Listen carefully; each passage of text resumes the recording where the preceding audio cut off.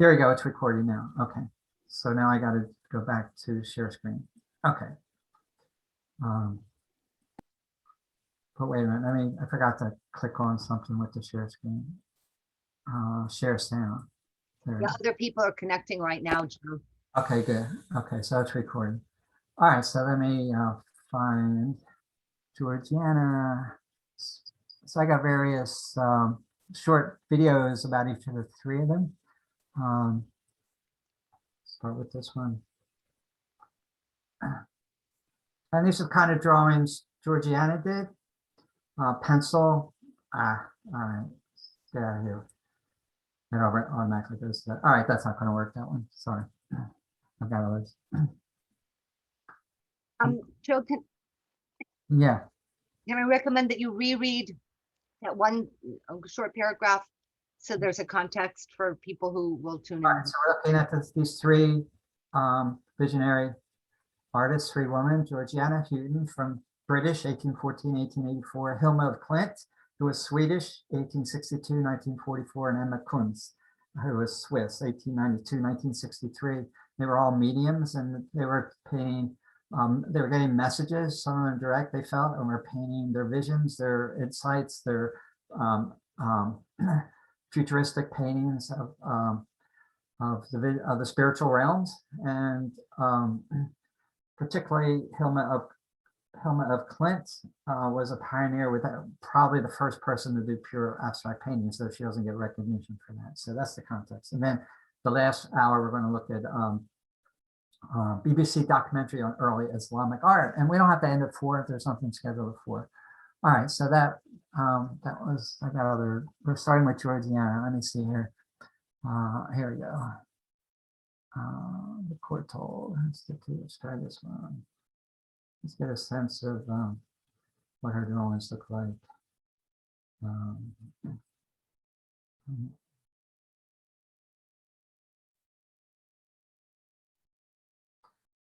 Houghton was a prominent figure of early spiritualist movement in Victoria, England. She played a significant role in various spheres of 19th century culture. Was later championed by such influential figures as Sherlock Holmes, or the author Sir Conan Doyle. Okay, so spiritualism emerged as a belief that contact with the spiritual realm was possible. So there's a lot of channeling and seances. Okay. So she produced a series of unprecedented abstract watercolors as part of her practice as a spirit medium. And she called these spirit drawings. All right. So this was a show. I can't know where it was. Okay, the Kutal. Yeah. All right.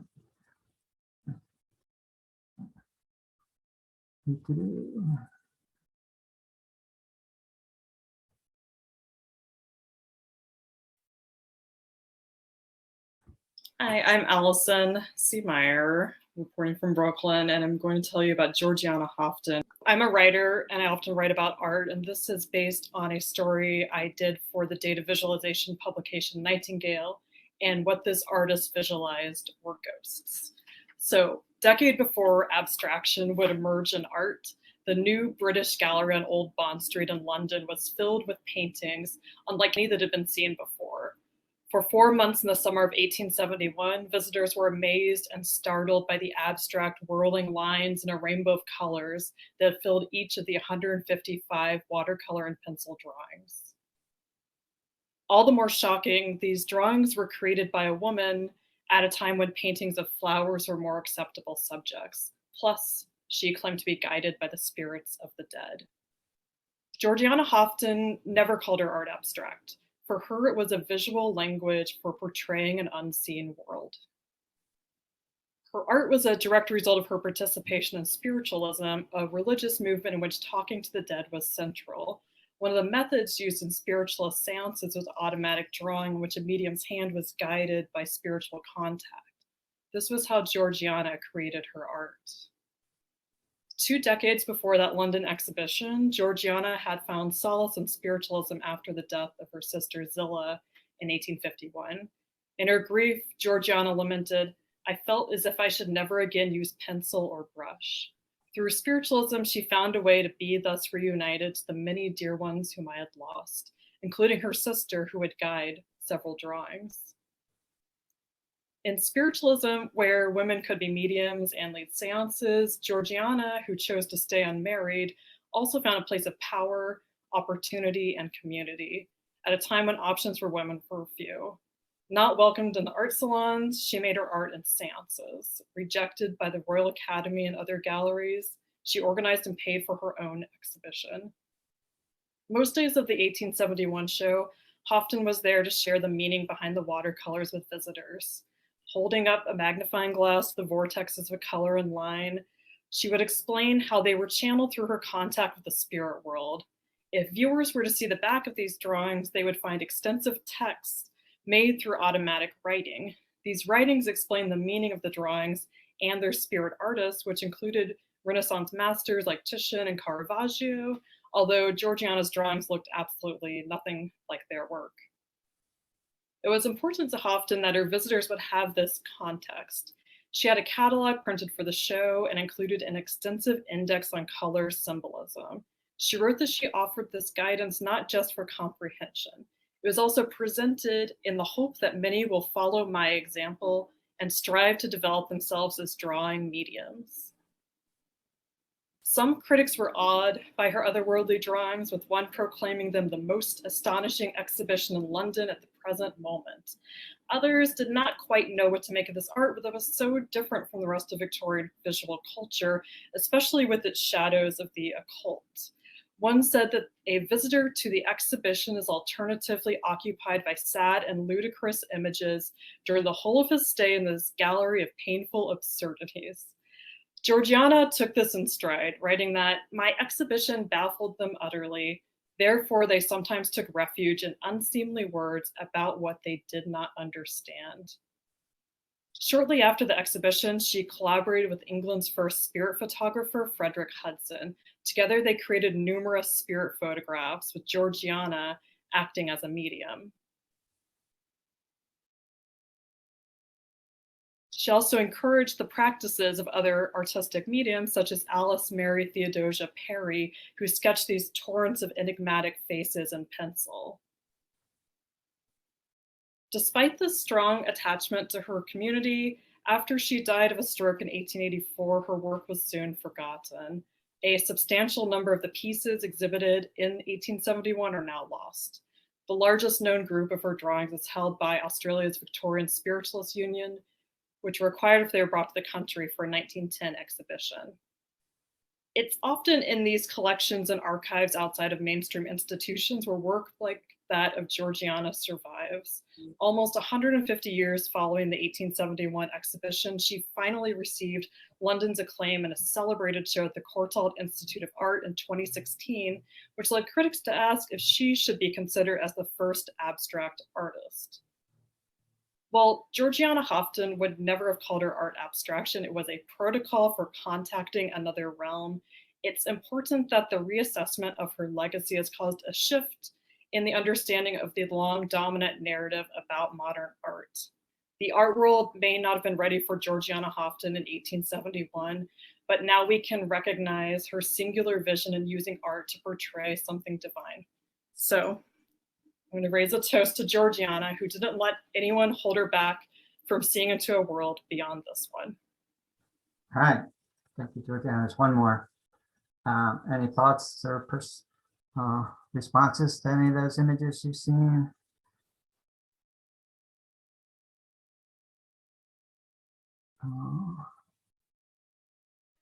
My thought is that I'm very grateful that finally she's being recognized for what she did. Yeah, me too. I feel the same way. You know, when I first started meditating, I was in college, I just kind of stumbled on it myself. I would be in my room. And I can remember seeing things like that, these spirals of color. I don't see them anymore. But when I first started meditating, that's what I saw. So I think it was, who knows, some kind of semi-subtle images or something. I don't know. Anyone else have an experience similar? Let me see. It's just one I just watched. I don't remember. I have another one here somewhere. Hi, I'm Allison. Oops, sorry. Allison sounds kind of a little depressed to me. Let's see. It's beyond death. Where is it? Hi, Joe. Hey, you made it. All right. I have no idea how, but hey, I'm here and you got in too. Yeah, somehow. It's wonderful. Yeah. Spiritual. Okay, let me go to with the Google Images thing.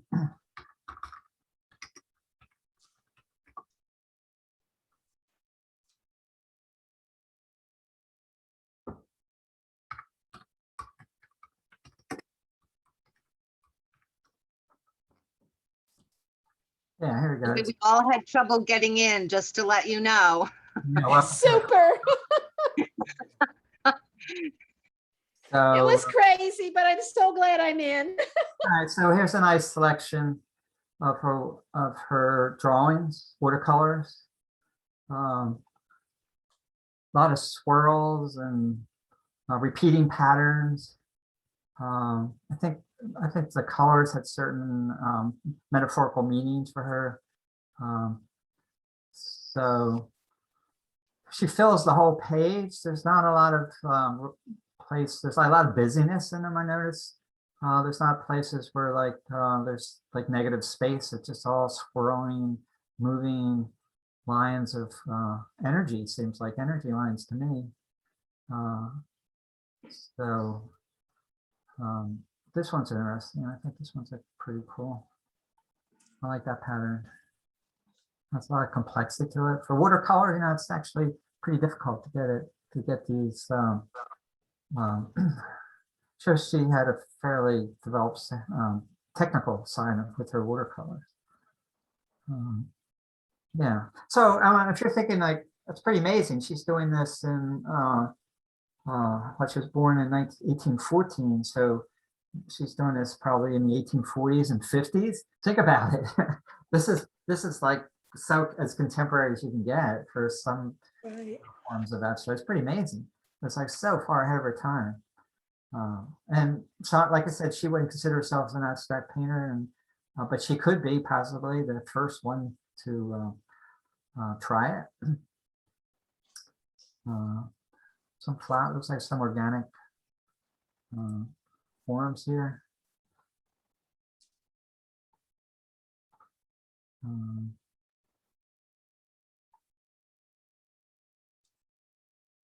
Maybe a little bit of what's his name's early form of the splash paintings by what's his name? Help me. I'm so bad with names. Jackson Pollock.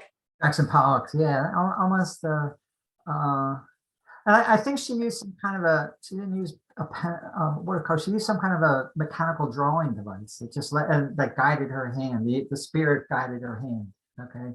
So like it was a brush was in this mechanical device, and she just let it like move her hand randomly. You know, Kind of like a Ouija board.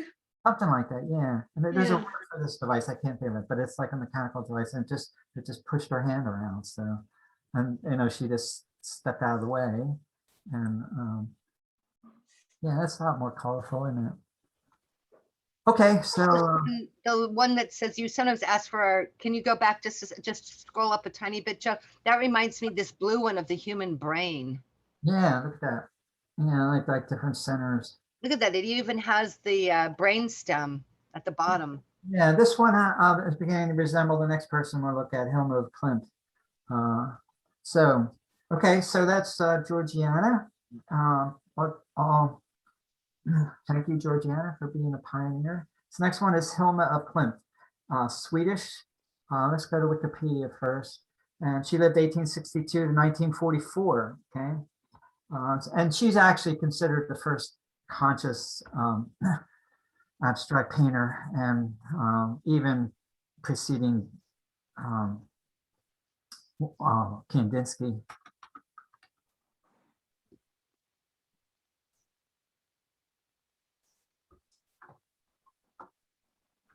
And she went to art school.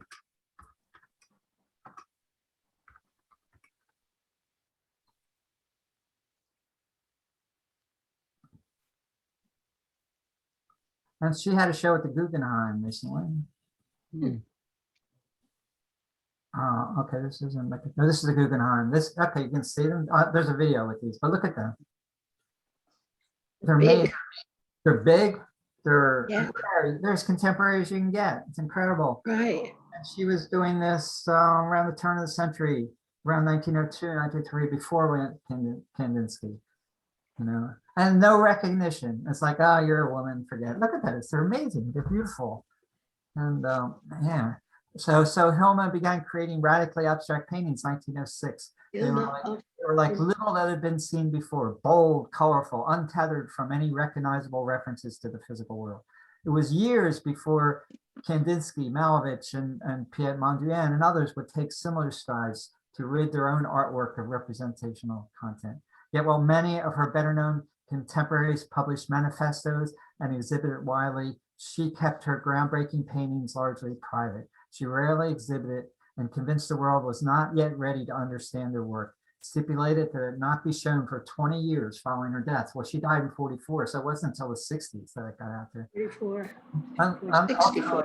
Ultimately, her work was all but unseen until 1986, and only over the subsequent 3 decades of her paintings and works on paper begun to receive serious attention. She was born in Stockholm, went on to study at the city's Royal Academy of Fine Arts, graduating with honors in 87. She established herself as a respected painter. She was doing landscape, traditional stuff.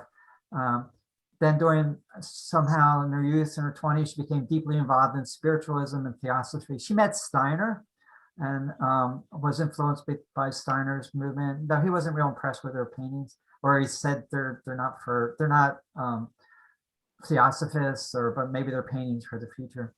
But anyway, he was an influence on her. So the Guggenheim had a first major solo exhibition in the United States of her work. I don't know, a couple years ago. Let's just watch this little video from them, 6 minutes long, from the Guggenheim.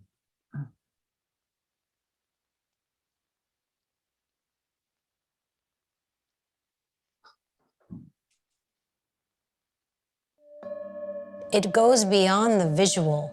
She was courageous in so many ways. What's astounding is her bravery. There was nothing being made like this in the whole world. We leap into full non-objective abstraction. That just turned things on its head. At the turn of the 20th century, the world was on the brink of dramatic change. Political, scientific, and cultural evolution fundamentally changed reality. Art was changing too. Painters like Vasily Kandinsky and Piet Mondrian began to replace perceived reality with science, natural color with symbolic color, representation with abstraction. A new expressive form emerged.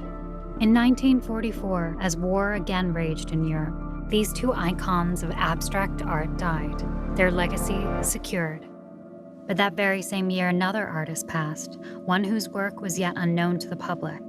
A female artist who worked to make the invisible visible. Who was she?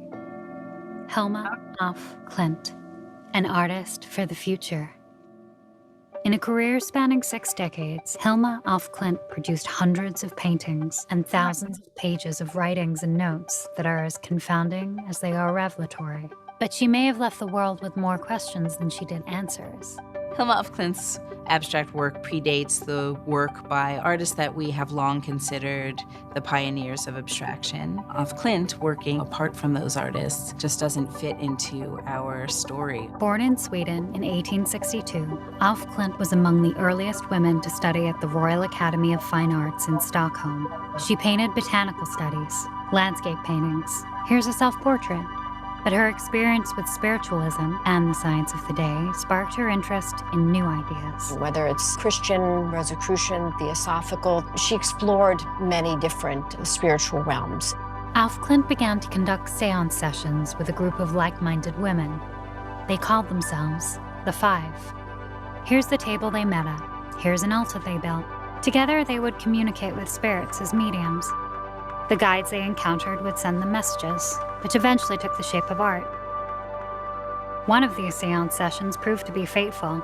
In 1906, a spiritual guide commissioned Of Klimt to prepare an artistic message for humankind. From January to November of that year, she did just that. in secret. This commission that she receives becomes really her life work. In the period between 1906 and 1915, Alf Klimt produced 193 paintings that attempted to represent the spirit of the world. She had complete and total faith that it contained meaning, and meaning that was essential to how the universe is put together. A mystical, idiosyncratic geometry emerged. They look like sacred geometric languages. So it's living. It's a living being, her work. Colors took on gender roles. Blue, female. Yellow, male. Green, the unity of the two. Forms began to interlock or even come into collision, like this series of swans. Botanical studies stood beside watercolors of the energy of those plants. Words and letters, sometimes indecipherable, populated the frame. Alf Klimt charted and codified these images and her philosophy in an expansive series of notebooks. It's beautiful. I mean, it's poems, what she's writing. She was creating a kind of library of ideas. The 10 largest are among her earliest abstract paintings. Yeah, look at those, they're amazing.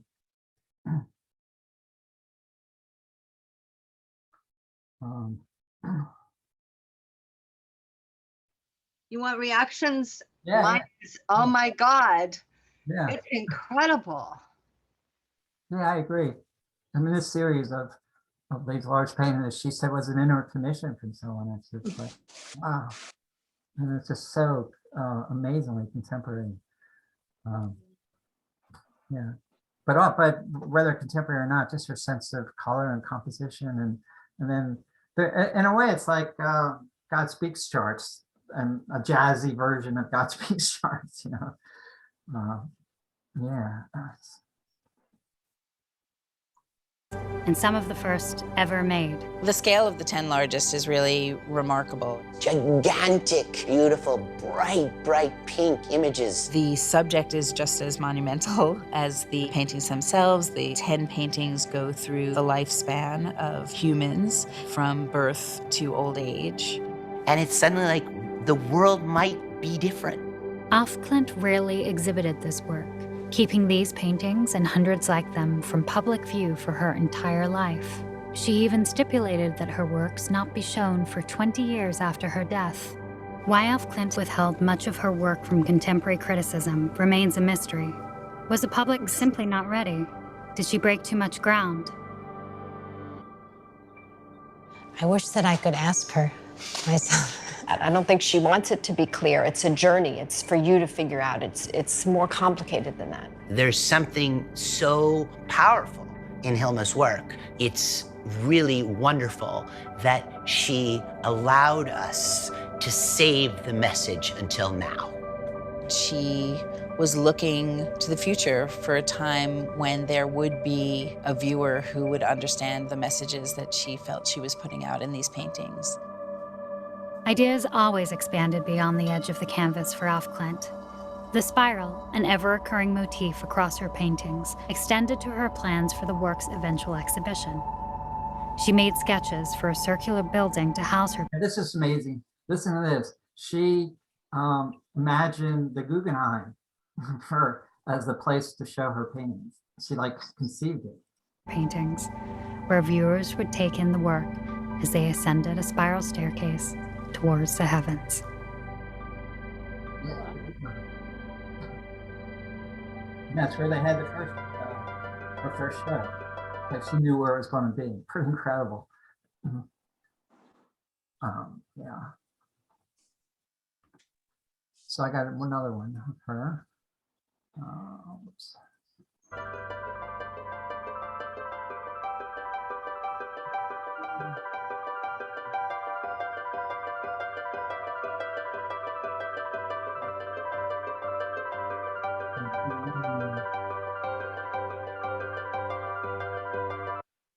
Actually, I forget which ones I've shown. Nope, you just watch that one. Okay, all right. Is it, Her spiral is just like an ammonite, which is a fossil that's found pretty much all over the world. really? Okay. But it's mainly, well, it's popularized in Lyme Regis in England because it was found there. But Right. it's just amazing how similar it is. I Well, it's think universal. I can find it. It's all throughout Where- nature. And that's What's just- that? That spiral form is a form that's repeats throughout nature. Right. Patterns and organic patterns, but she's seen it on the inner world. So it's like a template at the inner world. And I think it's one- Yeah. It connects me to her. I saved the same one. I'll find, there's another one. I gotta find it. Bear with me here. I did clear out my save thing yesterday, so there's a lot here. Let's see, where is it? Hilma. ETM painting, I'm seeing at the Serpentine. I'm seeing Serpentine galleries. Let's try this. Oh, one. can you see this? Yeah, there you go. This is what an ammonite looked like in real life, so they think. Yeah. And here's how it is found as a fossil. There you go. Cool. Isn't that interesting? Yeah. Wow. All right, so here's two of her paintings. We can get that one. And also she's putting words in some of them, and that was ahead of her time for doing that, including text in the painting itself. But there's a flow to everything. There's like no straight lines hardly, right? There are all these ovals and flowing shades, flowing pattern, everything kind of works together harmoniously, everything integrates. Yeah, so that there's I think for me it's very pleasing because of this, just the whole, the whole composition works together, then it breaks up into parts, which all works together. And in a bit, it's like a hologram in a way, in that sense. It's like But why did she not want to be known? Say that again, sorry. Why did she not want to be known? Yeah, I don't know, no one knows. Yeah. No one knows. Let's see. In 1905, She must have had money for paints I guess. and canvases. She received a commission from an entity with the group, which the group named Amalio, to create her most important body of work, the paintings for the temple, Okay. consisting of 193 predominantly abstract paintings in various series and subgroups. The artist painted a path towards a harmony between the spiritual and material worlds, good and evil, man and woman, religion and science. The major work charted the influence of science and religion on her works, from the discovery of electromagnetic waves to the spiritual teachings of Rudolf Steiner. Steiner was Klimt's mentor, and his presence in her life resulted in the cycle becoming more orderly, with depictions of symbols and motives such as shells, snakes, shells, lilies, and crosses from his spiritual movement. She painted in near isolation from the European avant-garde, fearing she would not be understood. I guess that was it. She wouldn't be understood. She stipulated that her work be kept out of public eye for 20 years after her death. All right. Yep. Let's see. So there's a little video that goes with this one.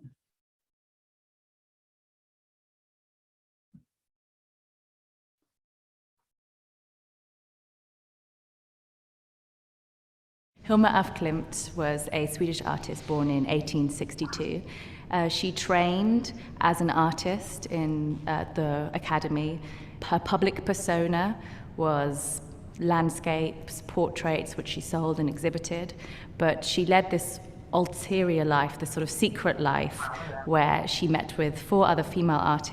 I love this one. Yeah, I think it's so beautiful. And they called themselves the Five.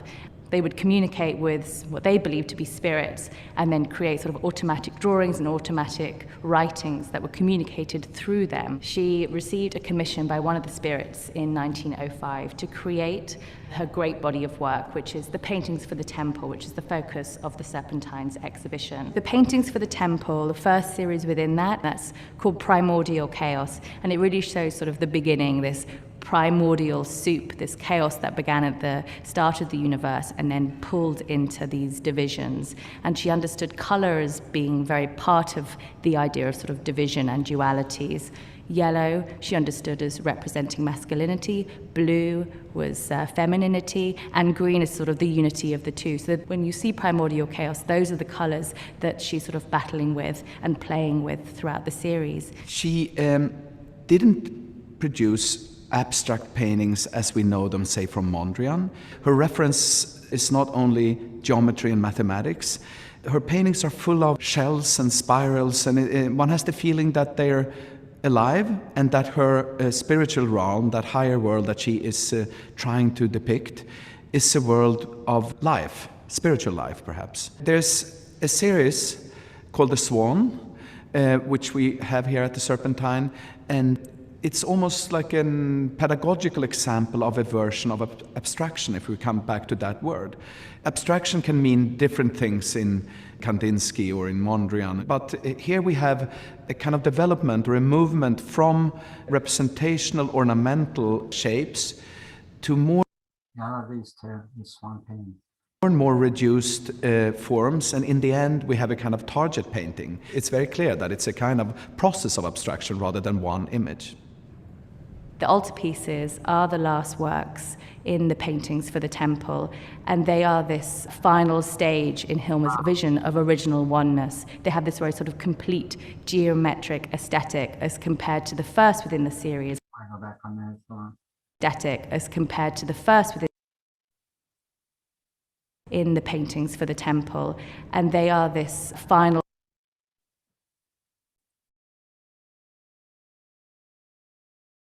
There's a lot, reminds me also of like Aztec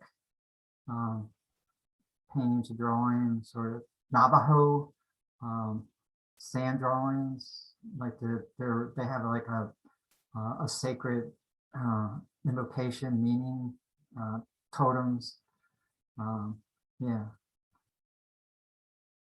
Stage in Hilma's vision of original oneness. They have this very sort of complete geometric aesthetic as compared to the first within the series, Primordial Chaos, which you can see has this very sort of different visual elements, very sort of chaotic. The series, the 10 largest, which were made in 1907. There are originally 10 in the series, and we have 8 on display here. They really chart the stages of human life. 2 she named childhood, 2 she named youth, 4 paintings she gave to adulthood, and then 2 to old age. And they really expand from this very sort of micro idea of looking at things very small to this very macro, this expanse of the universe. And that's something you see throughout her work, that it sort of shifts and expands from being very small to being very big. And she understood there are these very essential forms which are constantly repeated throughout nature, be it in the universe to, you know, the smallest flower. The year she did these was the same year that Einstein published this E equals mc squared, a theory of relativity, which totally, you know, sort of like this was there's like coming in this new transformation of consciousness and deeper understanding of how the cosmos works, and you know, she's channeling it through paintings, and Einstein's channeling it through math and physics. And this also, there's In so 2008, she made the next group. there are just so many images in here of yin yang. I know. Just what at before, and also green was Mara's favorite color. Oh, interesting. That's I right. think it's a combination of blue and yellow, and it just struck me from the very beginning when I first heard it that green was Mara's favorite color. Yeah, that's good. That's good. I hadn't thought of that. That's really cool. Yeah, it was an integration of the yeah. Within the paintings for the temple, and that was the Evolution series. She was making these works at a very sort of critical time for scientists and philosophers when Darwin had published his theory of evolution. She was also thinking about a very esoteric cosmology in her relationship to evolution, and there was this moment of this great debate of where we came from, how we came to be who we are. The exhibition also includes a number of notebooks 3 of those notebooks are from when she was working with the collective, the 5, the 4 other female artists, and they show these very automatic techniques, the writing and the drawing. And then 3 other notebooks really show how Hilma really documented her practice. So almost creating a legacy very early on, like a catalogue raisonné. And that's something that I think is important to think about with Hilma of Klimt, is that she did understand herself to be a pioneer. She did want others to be able to be influenced and to come to her work, and was very conscious of her legacy. And these notebooks, this very sort of meticulous documentation of all these works, really symbolizes and really shows that. One could say that she wasn't a pioneer because she didn't start, she didn't have a school, pupils, disciples. But of course, she was a pioneer in the sense that she wasn't following anyone. One can see inspiration in books and in theoretical texts. She was definitely a well-read person. And I think that is an important thing, that on the one hand, she doesn't belong to the group of artists that we all have read about if we read art history books. She's different. We don't want to squeeze her, and we shouldn't try to force her into that narrative that already exists. But on the other hand, she is close to that world because she was a painter. And she saw Edvard Munch early on in Stockholm, and she was very aware of the intellectual movements of her time. I guess she was painting for an audience that didn't really exist yet. She had her friends, but we get the sense that she was painting for the future. Yeah, cool. So last one, so that's Hilma, and then last one is another Emma Kunz, Kunz, Swiss, 1892. She died in 63, not that long ago, and did a lot of mandala-like drawings, and she was a healer also, and she discovered this stone in a Roman ruins in Switzerland that has healing properties, and you can still buy it. It heals like tissue damage or sprains, or athletes who have ligament damage, etc. It's called Iona, A-I-O-N-A, or no, Ion-A, A-I-O-N-A. Yeah, we'll see about that when we get there.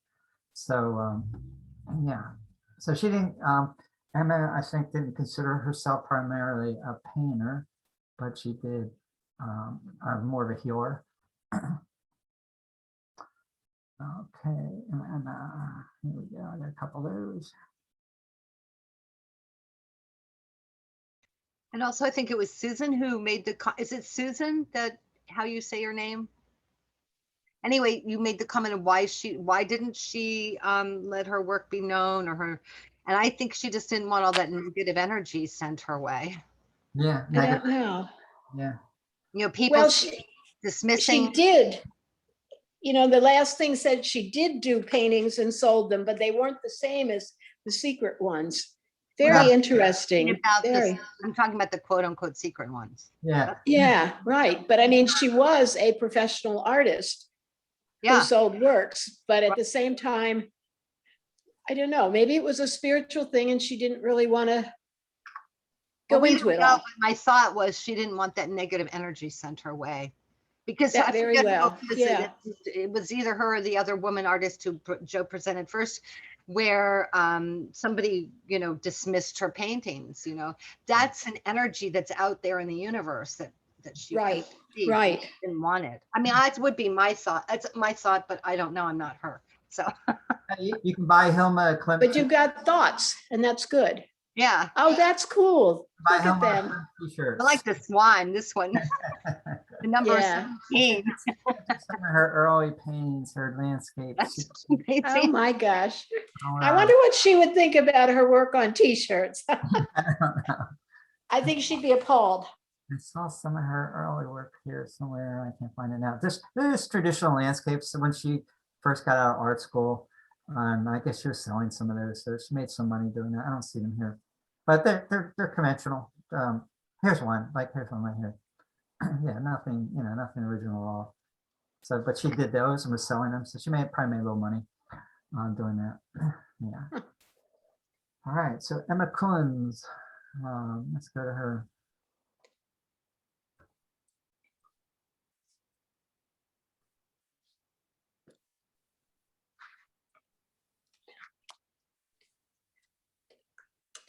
Pretty. Oh, pretty. Hers remind me a lot of the like Navajo totem drawings or Aztec.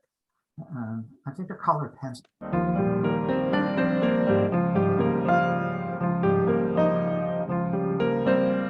Oh, yes.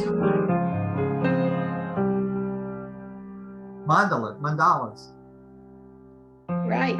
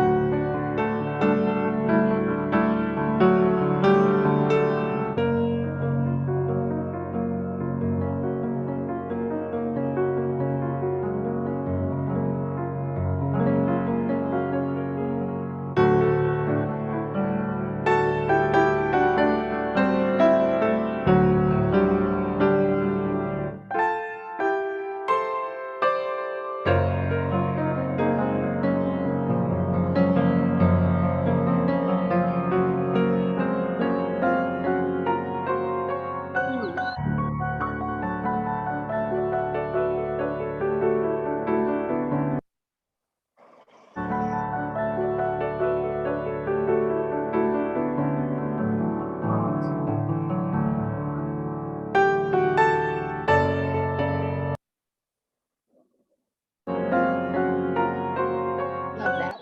Yeah, look at that. Oh, Fantastic. yeah. That really pulls you in, doesn't it? 'Cause Yeah. then- Energy in space. It's like the womb of the world with the lightning rod of God coming in. Yeah, there you go. Wow. Oh my God, in the shape of a heart. And Yeah, that's really incredible. oh, whoa. I vote Cheryl for the poet of today. Yeah, Yeah.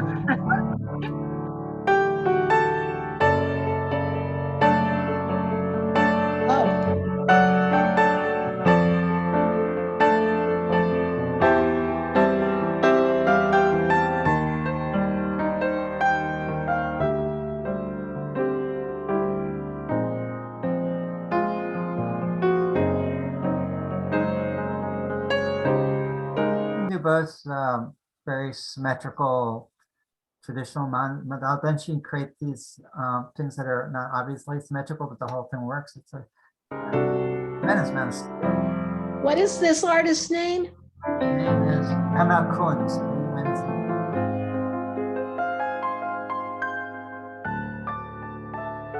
Kunz. K-U-N-T-S? K-U-N-Z. Okay, K-U-N-Z. Yeah, I've got another one here. She I can connect with. Yeah. Let's see, what's this one? Kunz.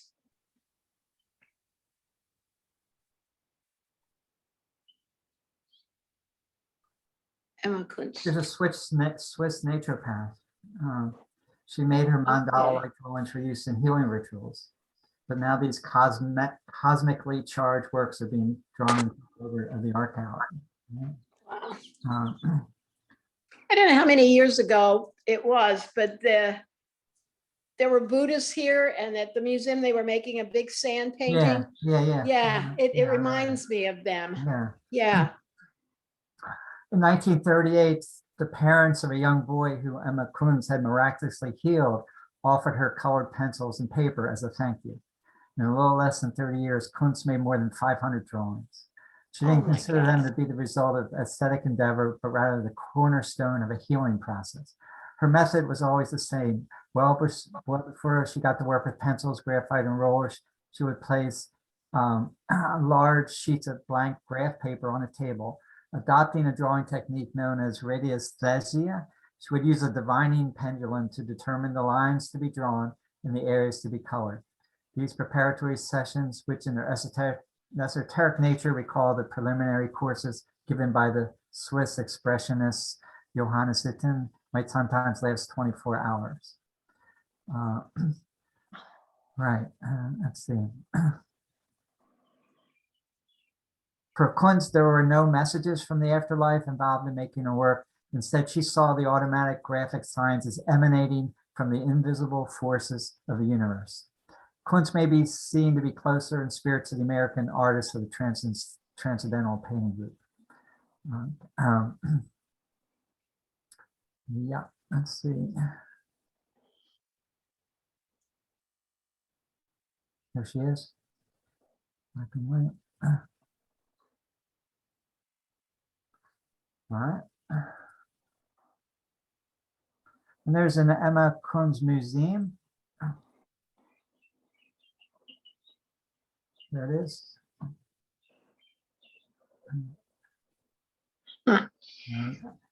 OLLI as a Peterin, that means I accept. Yes, that's yes, I accept the cookies in German.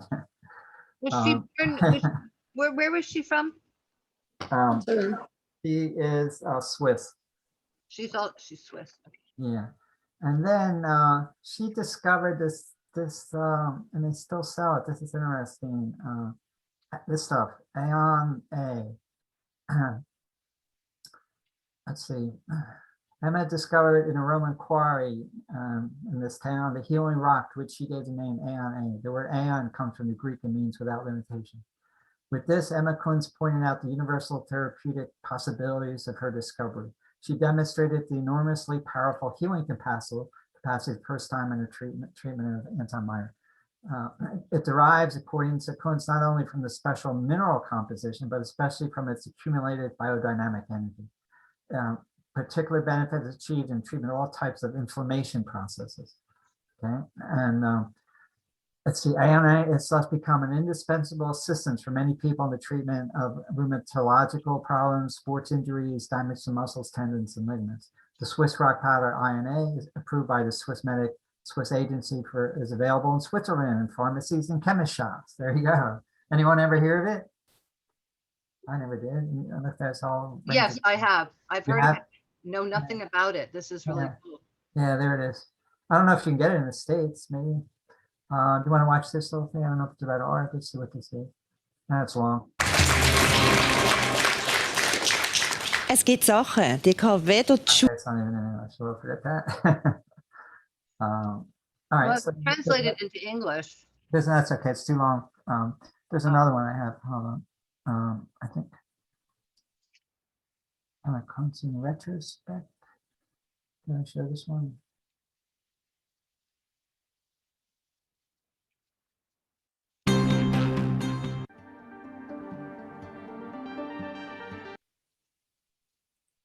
Emma Kunz began creating art in 1938, when she was already 40. In her lifetime, she would go on to create more than 400 detailed and intricate, tightly worked drawings. Her use of line, her absolute precision and colour culminates in energy that radiates off the graph paper. There are around 43 of these mandala-like geometric works on show. For Kunz, though, these weren't just art. They had a practical use too. These drawings were a vital part of her healing rituals. Kunz's drawings were born out of her practice of radiesthesia, using a pendulum to divinely diagnose and heal people. She would use her pendulum, which we know has a silver end and a jade end, and she would pose a question to that pendulum. These questions might have ranged from the political to the personal to the philosophical. And it was through the pendulum, the movement of the pendulum, which she held above the paper, the stop-starts, the energy lines, and kind of the rapid kind of sense of movement from the pendulum. It's from that in which she would plot the coordinates almost, the kind of the points and energy kind of points of the drawing.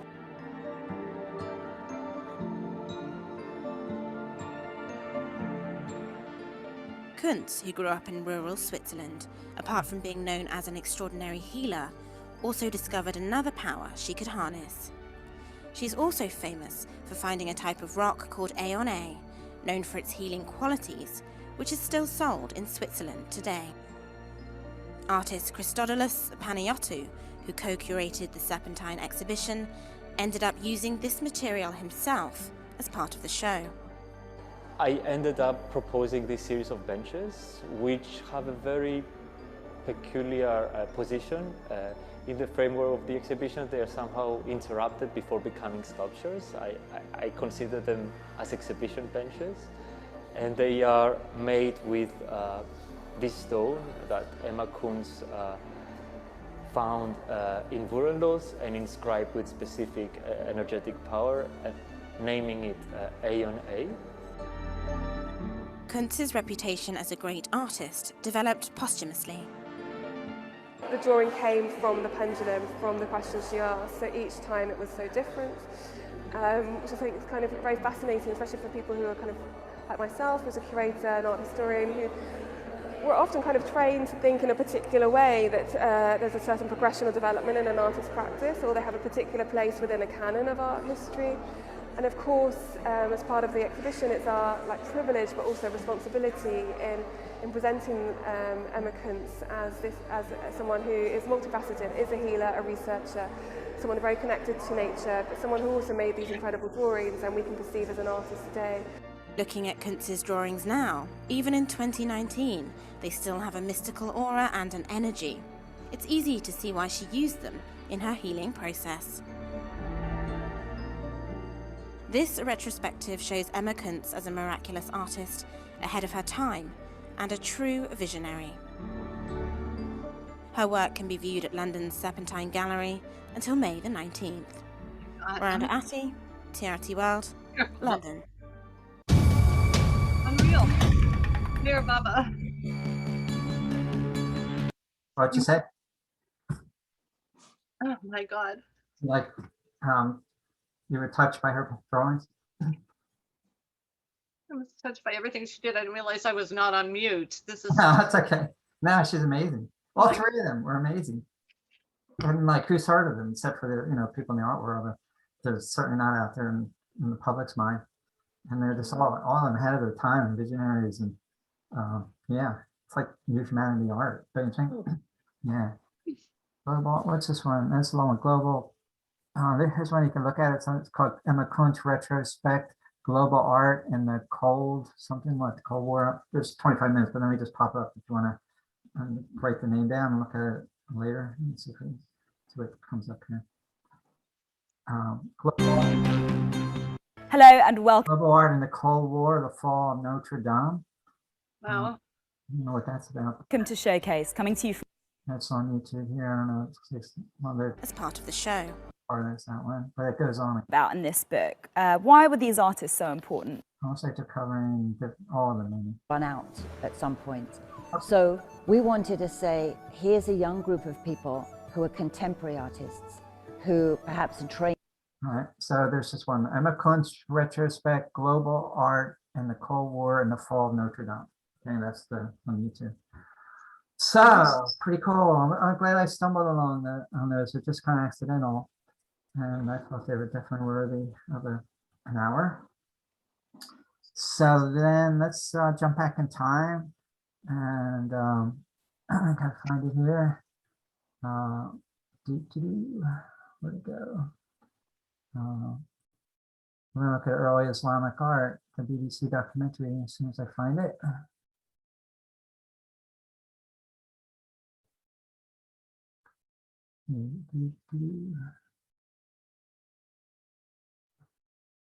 There somewhere. Here it is.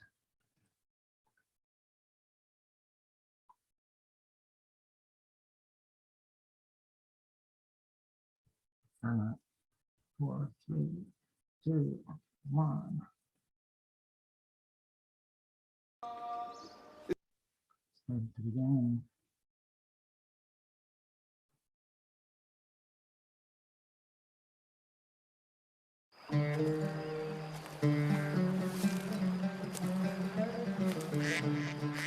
This is a series about the Dark Ages, when civilization was said to have stopped and ignorance flooded the world. I've been trying to convince you that it didn't happen, that the Dark Ages were a fine era for art. But in this film, I'm going further. The art we'll be looking at in this film is some of the most sophisticated ever made. If any art challenges the myth of the Dark Ages, it's the art of Islam.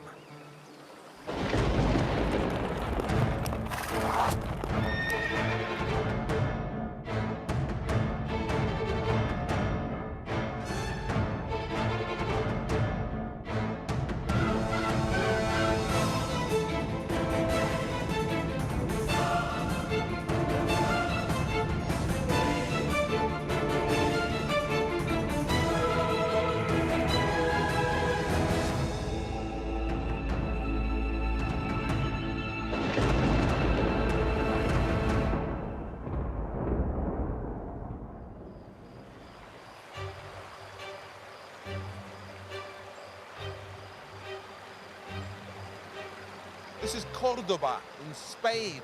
That's the great mosque of Cordoba up there. And this handy little Dark Age gadget is an astrolabe. I spent 4 days in Cordoba, and there's that famous mosque in there. It's amazing. It's incredible. Some people call this the first computer. And what this thing does is calculate exactly where you are by using the stars. Islamic star. By the way, Cordoba, you know, the Muslims, the Moors controlled most of Spain from around 750 AD to 1492, when they were finally pushed out by Ferdinand and Isabella. And Cordoba, around the year 1000, 1100, 1200, for about 250 years, was the most advanced city in the West. They had running water, they had gas lights, they had underground sewage. It was the culture where the Muslims, Christians, Catholics, and Jews had schools of philosophy, and they all lived together harmoniously. And people who would come from Paris was, you know, sewage running through the streets just a couple hundred miles away. They were shocked, they were amazed, they couldn't believe the city of Cordoba. And what year was that, Joe? Perfect. Probably around the year 1100, it was probably when it was at its peak. Thank you. And then gradually the Moorish Empire broke up into little kingdoms, and they were warring each other, and the Spanish Christians took advantage of that and played one against each other. And gradually by 1492 it was down to Granada, and they lost and pushed them out. And then the Spanish Inquisition started, and Spain got thrown into the Dark Age, the feudal era, and really contributed nothing culturally. That was it, you know, and it's really too bad. For nearly 700 years, they were that combination of cultures, Islam, Jewish culture, and Christianity was flourishing in Spain. It was just remarkable what was happening there. It was all lost. It was really, and the Catholics shut down the universities, and it just went back to just being backward and oppression. And yeah. Did the astrolabe in the Dark Ages to work out the direction of Mecca. So they always knew which way to pray, and it filled their art with cosmic patterns.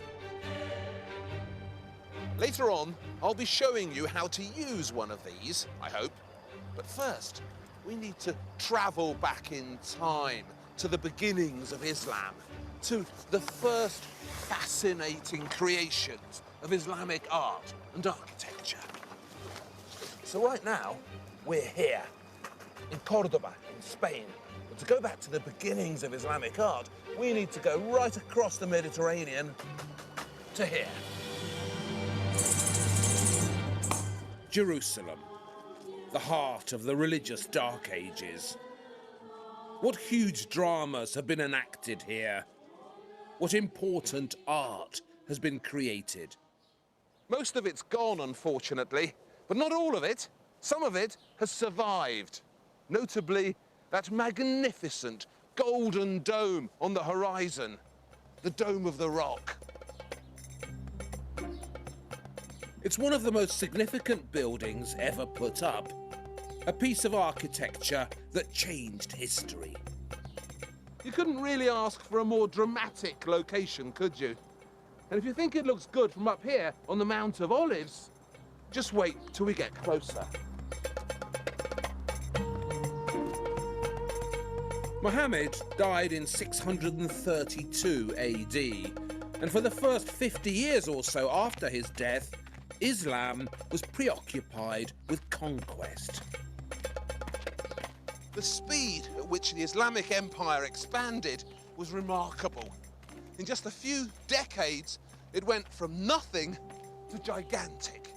It was the most dramatic, most aggressive, and fastest feat of empire building the world has seen.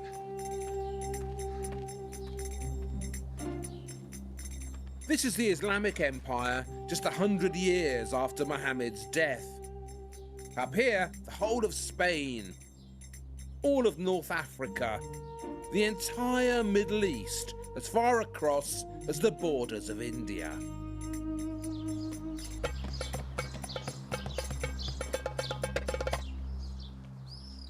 But all this astonishingly successful conquest didn't leave much time for art. Almost nothing survives from the first years of Islam. Clearly, art wasn't a priority. And then, out of nothing, as if by magic, this appears. The Dome of the Rock. Nothing in Islamic art prepares us for this. It's just suddenly there. A definitive Islamic creation seemingly conjured out of thin air.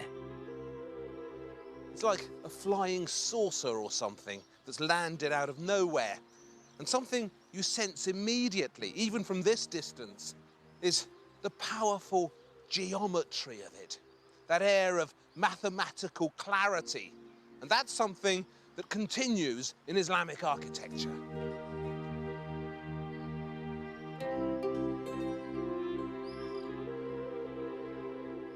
As you can see, it's an octagon. It's got 8 sides. And octagons have a special symbolic presence because they combine the geometry of a circle with the geometry of a square. I'll show you. If I draw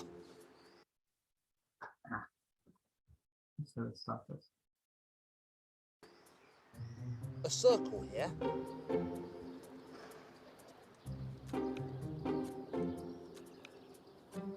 and then 2 intersecting squares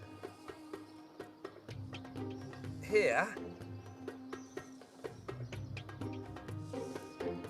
and here, the shape they form, shape in the middle,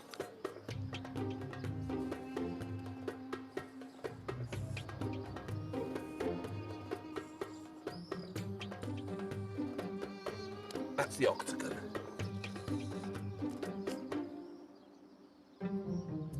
The octagon is a surprisingly popular Dark Age shape with powerful sacred meanings. If the Earth is a square and heaven is a perfect circle, the octagon is a symbolic bridge between the two. All the proportions of the Dome of the Rock and meaningful.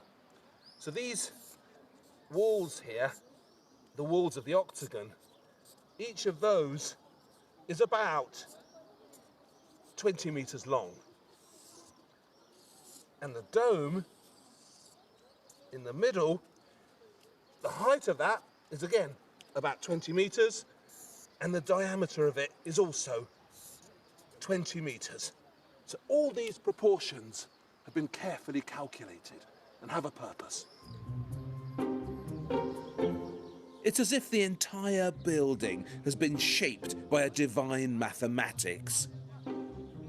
And those divine mathematics have given it a sacred meaning. This location, Temple Mount, is the holiest spot in Jerusalem. This is where King Solomon built the first Jewish temple, the one destroyed by Nebuchadnezzar. And then Herod, the infamous King Herod, built the second temple here as well. Herod's temple was made entirely from white marble and was so huge it covered 67 acres of this sacred location.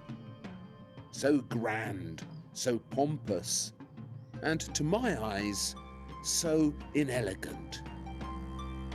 So the Dome of the Rock sits on layer upon layer of crucial religious history. And when the Muslims conquered Jerusalem in 638 AD and claimed this site for Islam, they took possession of what is probably the most loaded religious spot on earth.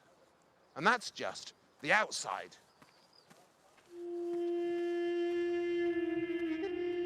For me, this mysterious interior is one of the most atmospheric achievements of the Dark Ages. There's something so haunting about the way the light works in here. The shimmer of the mosaics, the whispers of the calligraphy. I think there's some similarity with Emma Kunz's work too.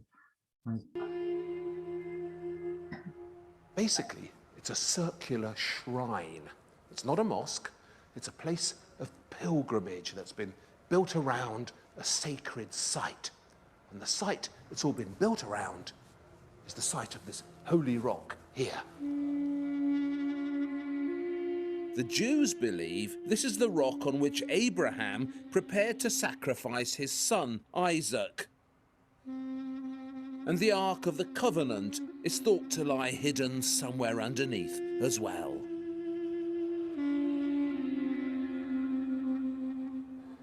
Islam has a different tradition.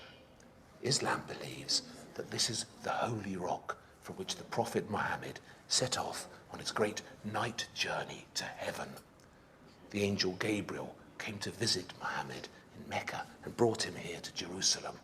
And from this rock, the Prophet ascended to heaven, and there, in paradise, he met God, and God instructed him on the Muslim duty of prayer.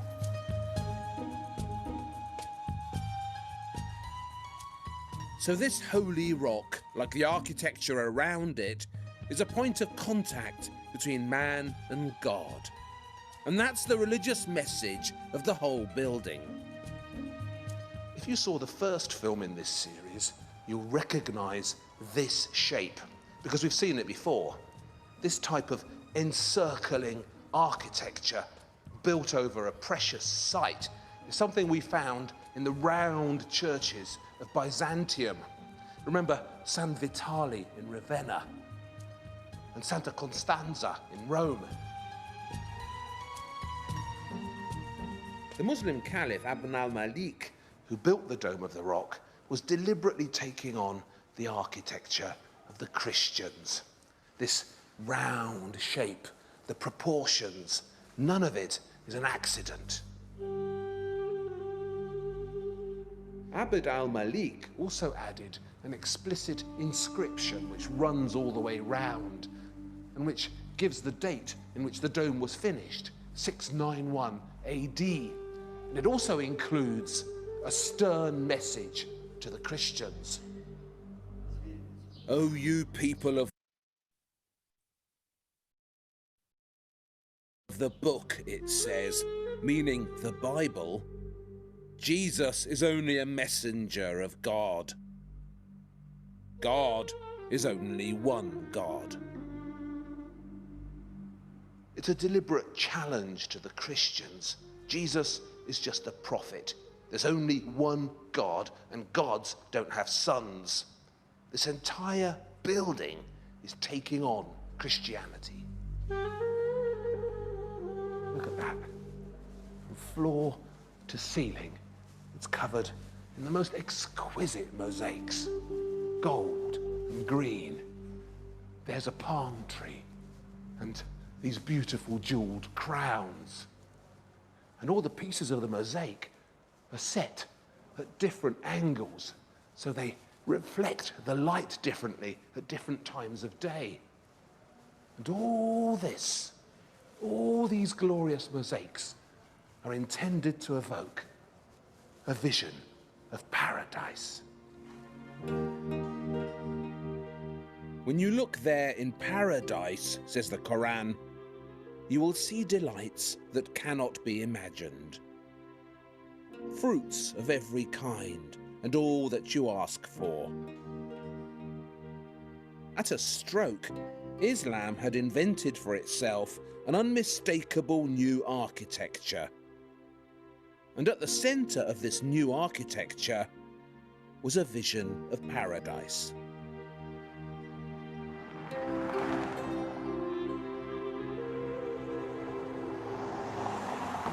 The Islamic paradise is a green and verdant alternative to the harsh desert landscape in which Islam was born. These are lands where water is precious, and so is hope. Just a few years after the Dome of the Rock was finished, the Umayyad caliphs in Damascus gave the world another wonderful Islamic structure. The Damascus Mosque. I think it's one of the most exciting buildings I've ever been in. And look what's on the walls. Inside the fabulous Damascus Mosque, the Umayyad caliphs set out actually to describe paradise and to surround the Islamic pilgrim with delightful and irresistible visions of it. It's one of Islam's most dramatic artistic moments. These are the joys that await us in heaven. These are the beautiful cities in which we'll live. And this is the water, the cool and endless water that we will drink.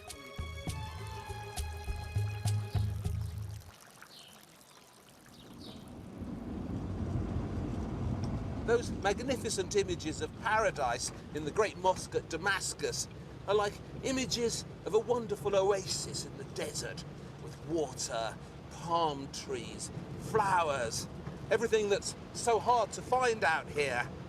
And the Islamic paradise promises so many pleasures in the next life to the true believer. All you can drink, all you can eat, and all you can dream of.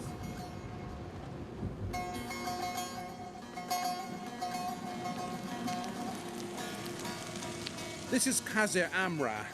It's one of the desert palaces which the Umayyad rulers of Damascus built out here to get away from the city. Its heat and its pressures. No one's certain which of the Umayyad princes chose this distant desert location. Was it the Caliph Al-Walid I or Al-Walid II?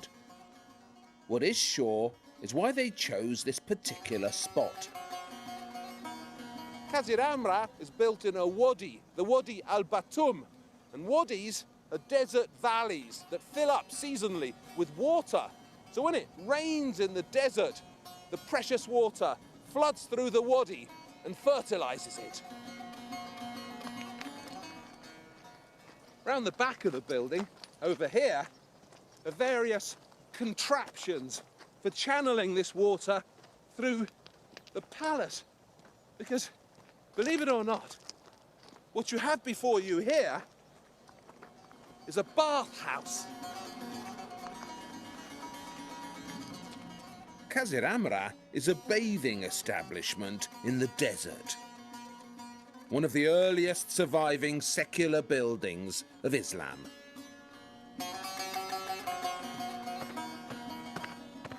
The reason we've driven all this way across the desert to find it is because this fabulous bathhouse in the sands has something remarkable inside it. Something you'd never expect to find here. Floor to ceiling Islamic frescoes. A troupe of acrobats gives a busy performance.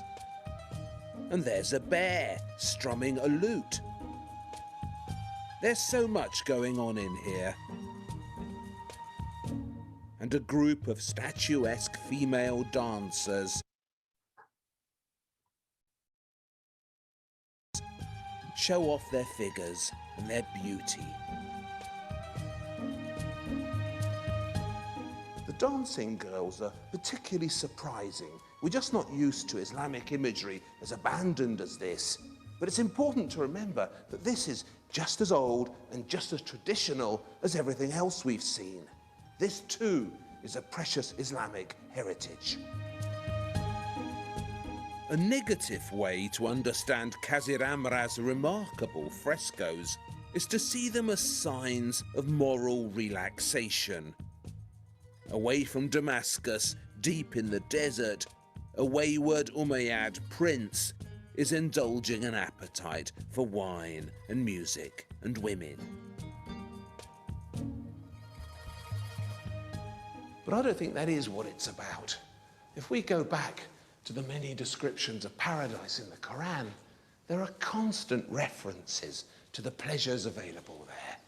Rivers of wine served in crystal cups, beautiful flowers, beautiful jewels, and beautiful girls. For the righteous, says the Quran, there shall be gardens and vineyards and high-bosomed virgins for companions, dark-eyed and bashful, as fair as corals and rubies.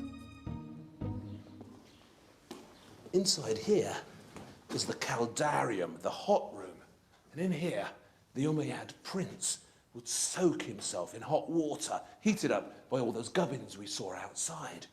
And as he lay here in his bath, the Umayyad prince would stare up at the dome, where he'd see something wondrous, an evocation of the stars at night.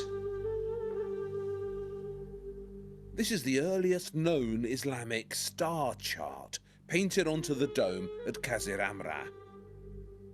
Around the edge are the 12 signs of the zodiac. And in the middle, frescoed representations of the constellations. The Great Bear, the Little Bear.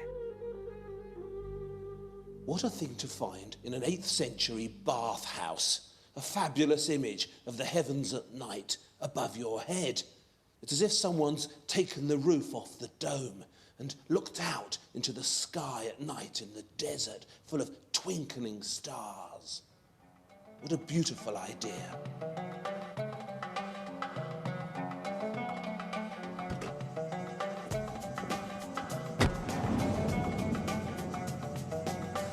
It takes a bit of getting to Qasr Amra, but I wanted to make it clear right from the start that Islamic art, from its beginnings in the Dark Ages, has this sensuous dimension to it, a relationship to pleasure that you just don't find in other art.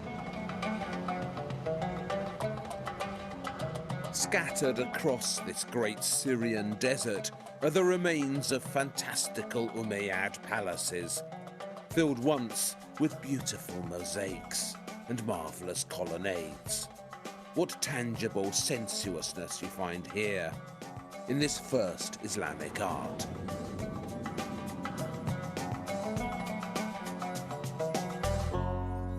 These 8th century desert palaces must once have been filled with the accoutrements of pleasure, vases, hangings, plates and cups, almost all of which have disappeared. But in 1986, here in Jordan, they dug up this.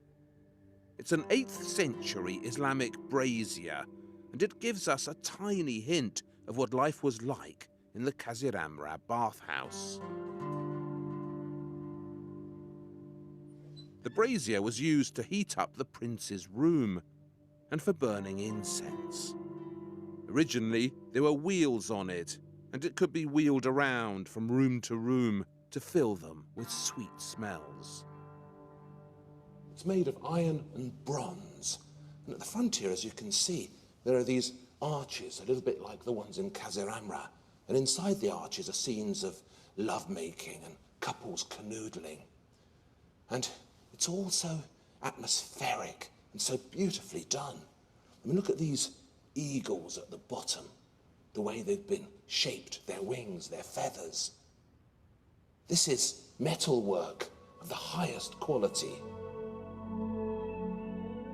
At the 4 corners, 4 cuddly nudes prepare to release a small bird into the incense-filled air above them. And there's a floaty feeling to this marvellous metalwork. What a beautiful thing. And the figurative sculptures you see here, the female figures, are again very surprising, because this is an aspect of Islamic art that was there at the start, that it's very traditional, but which modern Islam often forgets. The beautiful brazier was an object of private delectation. It had no religious purpose. But it's important to remember that sensuality played a role in the art of these times. In the beginning, this was Islamic art too.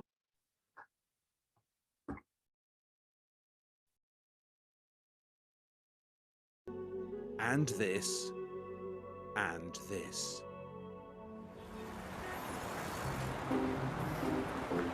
When joy was called for, Islamic art inspired great joy. And when sobriety was more appropriate, it achieved great sobriety. This is the finest early mosque in Cairo, the Mosque of Ibn Tulun. I like everything about it, but most of all, I admire its architectural seriousness. The way you know, as soon as you step in here, that this is a space devoted to important understandings. Ahmed ibn Tulun, who founded this mosque in 879 AD, was the son of a Turkish slave who became governor of Egypt. Originally, the mosque stood at the center of a new city that Ibn Tulun also founded, the city of Al-Qatai. But Al-Qatai was destroyed in the 10th century, and this is all that's left of it. They say Ibn Tulun chose this site because this is where Noah's Ark came to rest. There was certainly water here. That domed creation in the center is the ablutions fountain, where all Muslims must wash themselves before prayers. All mosques, and not just this one, are based on the very first mosque, which was the Prophet's own house in Medina. It was a typical mud brick dwelling with a courtyard, and in that courtyard, the Prophet's followers would gather to hear him speak. I didn't know that mosques are based on the design of Muhammad's house. So all these great courtyards of Islam, all of them, are descended directly from the Prophet's own courtyard. Their evocative sparseness is an echo of their origins, and their sun-baked simplicity has been there from the start. The walls that encircle you here are like the walls of the Prophet's own courtyard. Their task is to keep the outside world at bay. And here at Ibn Tulun, there's actually 2 sets of walls, a kind of double glazing that separates you from the hustle and bustle out there. I like these playful crenellations arranged along the top as well. They look like paper cutouts, something my daughter might have made. To protect his followers from the sun, the prophet built a simple shelter at the end of his courtyard with a roof made out of palm branches and leaves. And that simple shelter was the inspiration for these great arcades, which still protect the prophet's followers from the sun. The shelters in his courtyard were also used as somewhere to meet and discuss community affairs. And that marvellous communal atmosphere of a space with many purposes is something else that survives to this day in the Islamic mosque. The largest covered space was the prayer hall, which was basically the prophet's own house at the end of the courtyard. And in every prayer hall today, there's a continuation of this marvellous Islamic sense that underneath all this mighty religious architecture, you can still feel the humble presence of the prophet's own dwelling. These prayer halls are so welcoming. They have a sense of the living room about them, a home from home. Most mosques are square or rectangular in plan, and that's because they're all arranged in relation to this wall here, which is called the Qibla wall. The Qibla wall indicates the direction of Mecca. In Arabic, the word Qibla means direction.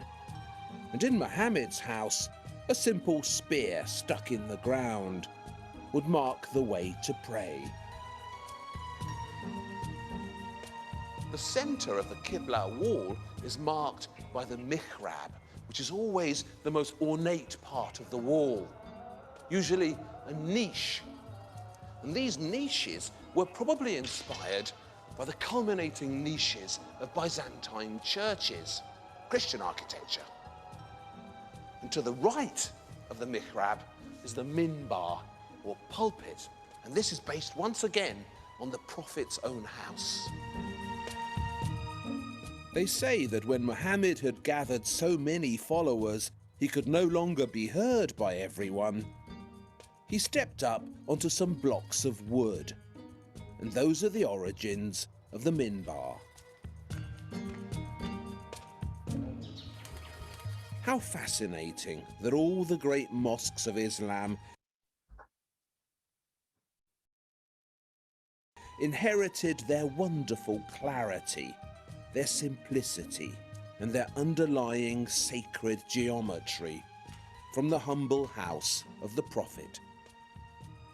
Look at all that wonderful stucco work around the arches, all that repetition and variety. This is art used in a different way, not to illustrate something, but to create a visual rhythm. Christian churches are full of pictures that tell you stories. But there are no pictures in these great Islamic interiors. The decoration here communicates in other ways. There's a sense of endlessness to it. It develops in all directions. And it makes you feel part of something that's bigger than you. So there are no pictures. Instead, all the way round runs this Quranic inscription carved into wood. You know, I said this mosque was built on the site where Noah's Ark was said to have come to rest. Well, another story they tell here is that this Quranic inscription is carved on the actual wood from Noah's Ark. At the Mosque of Ibn Tulun, the Quranic inscription runs for 2 kilometers around the building. That's 1/15 of the entire Quran written up on these walls. This is the word of God in its most sacred and purest form. The power of the word is one of the great creative obsessions of the Dark Ages. And in the Metropolitan Museum in New York, the most beguiling of the first Qurans, the so-called Blue Quran, turns the words of God into such glorious art.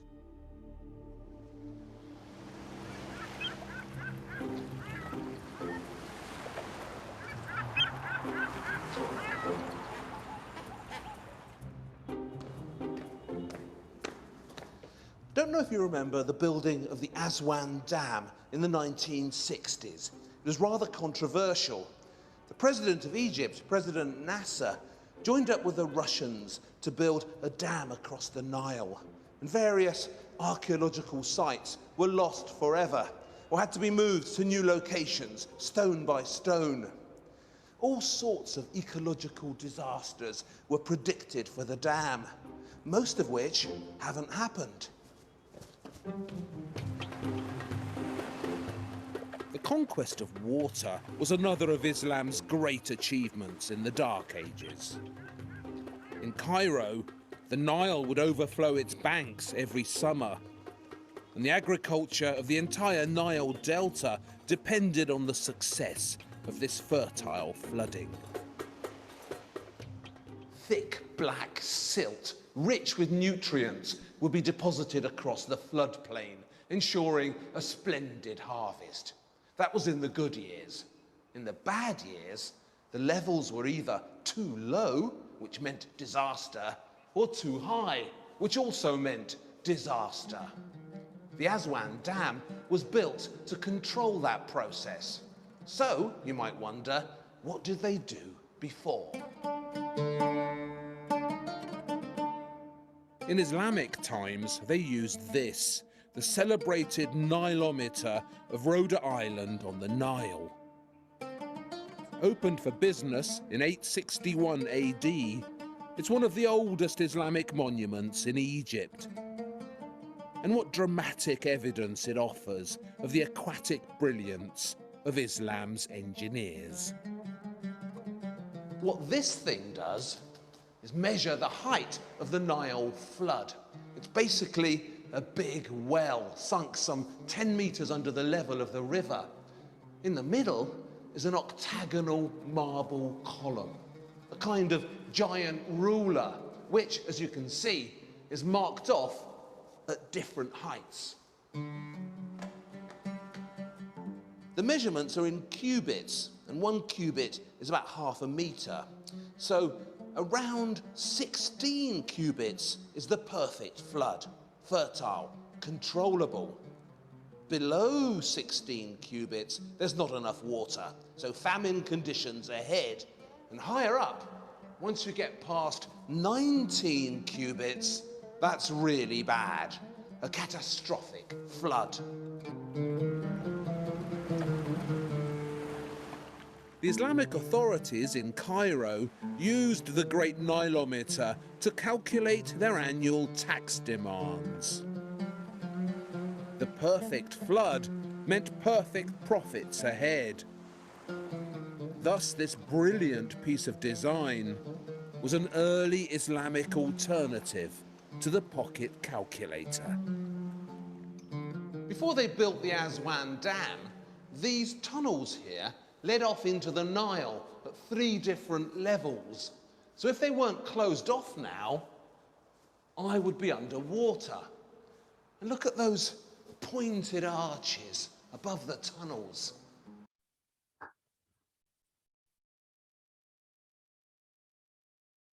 I mean, that's pure Gothic, 400 years early.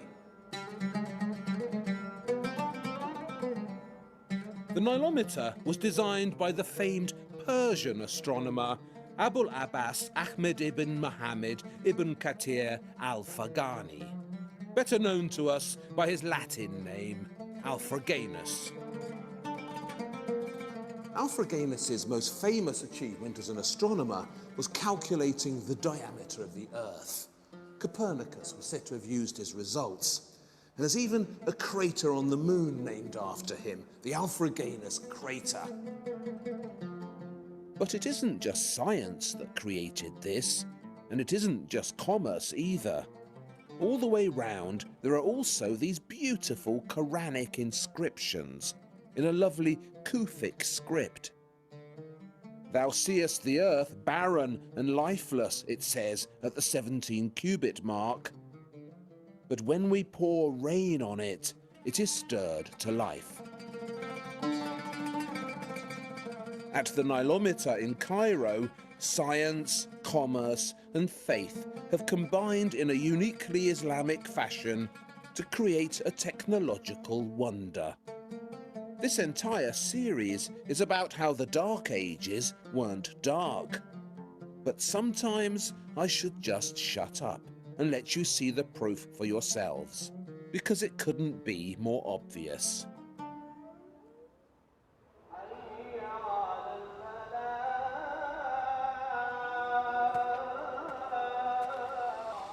This is Kairouan in Tunisia. Once this was a city of enormous power, the most important Islamic outpost in North Africa. Now, it's a marvellous place to visit for any true student of the Dark Ages. Kairouan, they say, was founded by the great Arab warrior, Sidi Okba ibn Nafi, who conquered these parts for Islam just 50 years after the death of the Prophet. When Sidi Okba got here, this was all desert. But something made him pause and look down at his feet. When Sidi looked down, he saw a miraculous spring of fresh water bubbling up. And in that water, a golden cup, which he'd lost many years before at the holy spring in Mecca. The underground waters seemed to have carried it here, so it was clearly a sign. And on this holy spot, Sidi Okba founded Kairouan.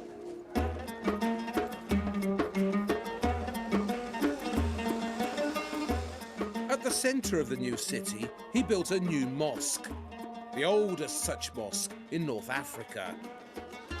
From the outside, there's not much sign of it. Islam isn't a religion that flaunts itself in the streets.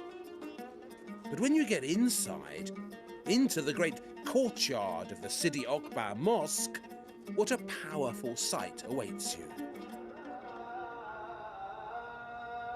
Another practical use for these great mosque courtyards, particularly here in Kairouan where it's so dry, is for collecting water. When it rains, all the water is channeled down here to the centre. And see these decorative openings? They actually have a practical purpose. When the water flows through them, all these arabesques, they actually filter out the impurities, the dust, the feathers. And then the water, pure and clean, is saved below in 2 giant cisterns, so all of Kairouan can make use of it. Because it was built from nothing, Kairouan is a particularly pure Islamic city. There are few traces here of the Romans or the Vandals or the Byzantines. In Kairouan, Islam started from scratch.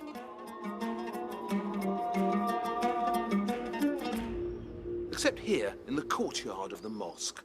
Look at this column, look at the top. What is that, Corinthian? And next to it, I don't know, Phoenician? Over here, Roman perhaps? Could even be Egyptian, who knows?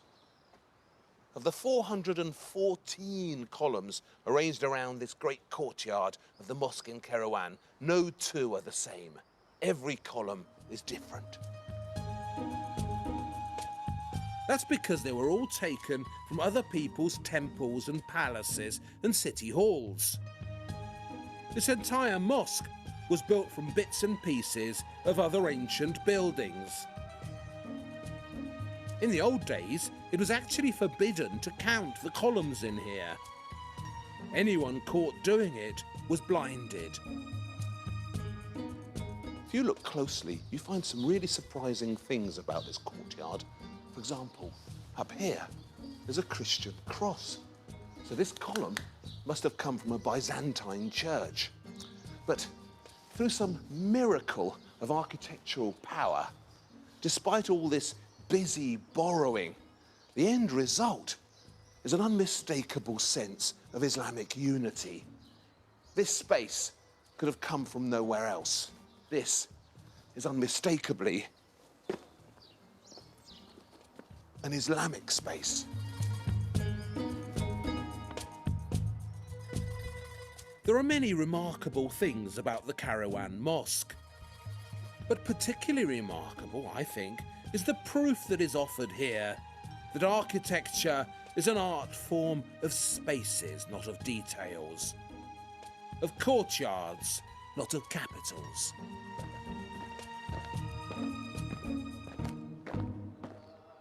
See the tower here? It's got these slabs of stone at the base with Latin inscriptions on them. See this one here? It's upside down.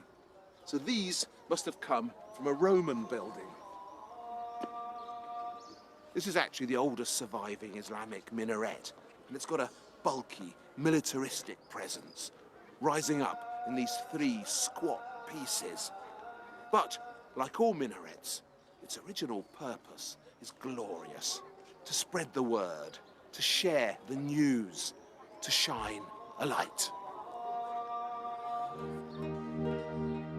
The minaret is one of the defining Islamic achievements of the Dark Ages.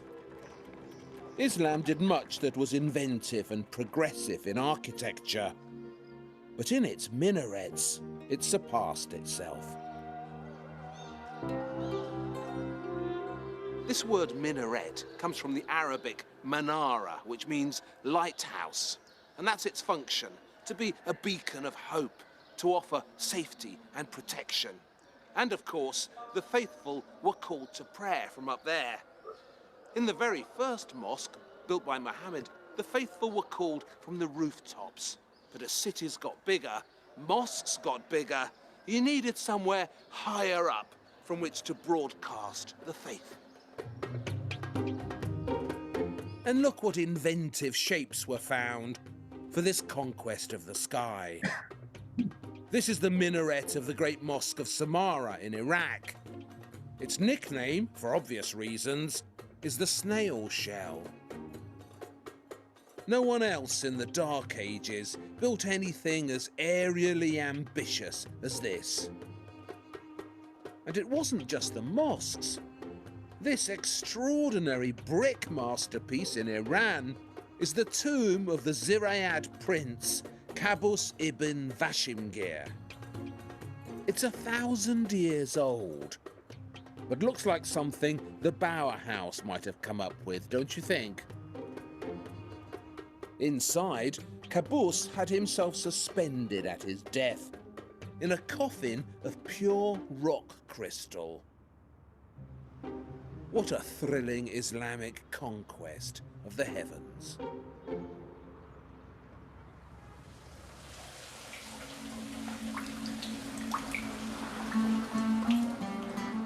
Speaking of rock crystal, it's a very special substance, isn't it? According to the Quran, when the chosen arrive in paradise, they'll be given drinks of ginger, served in goblets of crystal.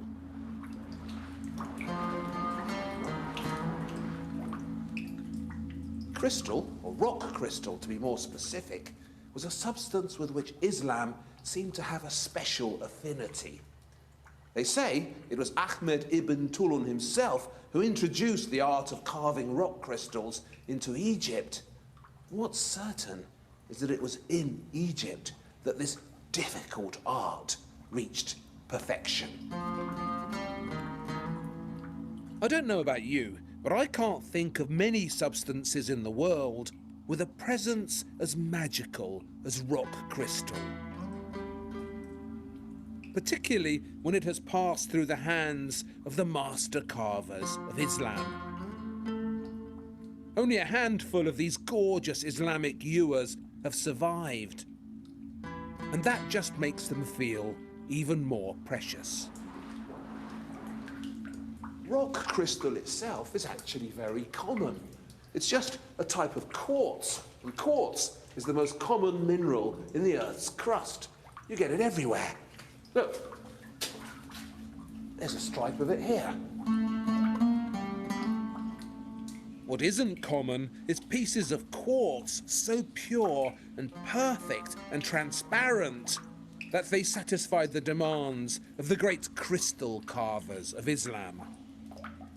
No one has ever carved rock crystal more finely than this.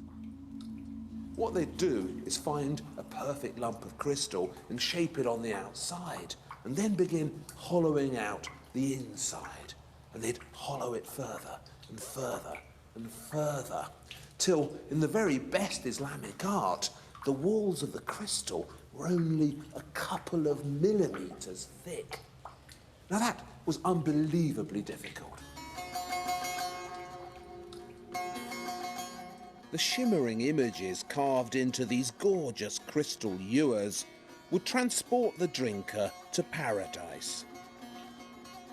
Hunting scenes, flowers, beautiful birds, so crystal clear that none could resist them. And it wasn't just Islam that saw something magical in this rock crystal. In Ireland, when Ireland was still pagan, they used to put pieces of rock crystal at the entrance of the burial chambers. And in Egypt, they carved it into perfect spheres, which apparently kept your hands cool when you touched it. And of course, it was used for telling the future, and it still is.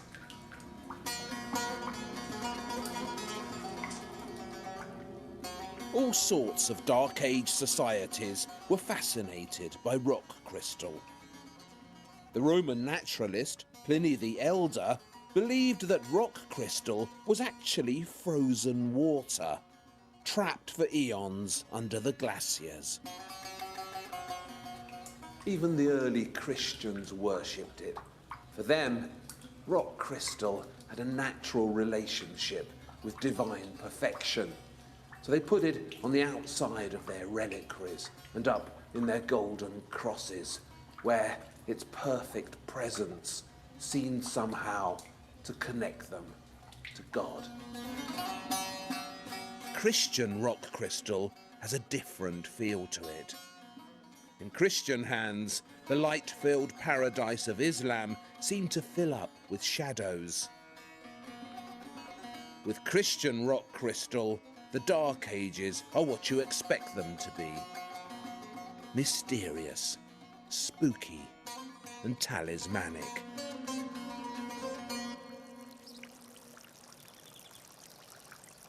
The water engineers of Islam perfected their hydraulic skills in lands where water was precious and rare. So their relationship to it had something of the dream about it. For Islam, water wasn't just a necessity, it was an enticement too. This is Cordoba in Spain. The Muslim armies got here in 711 AD and conquered it from the Visigoths. Remember them from the last film. And when Islam arrived in Spain, it could not believe how fertile this new territory was, how full of paradisical waters.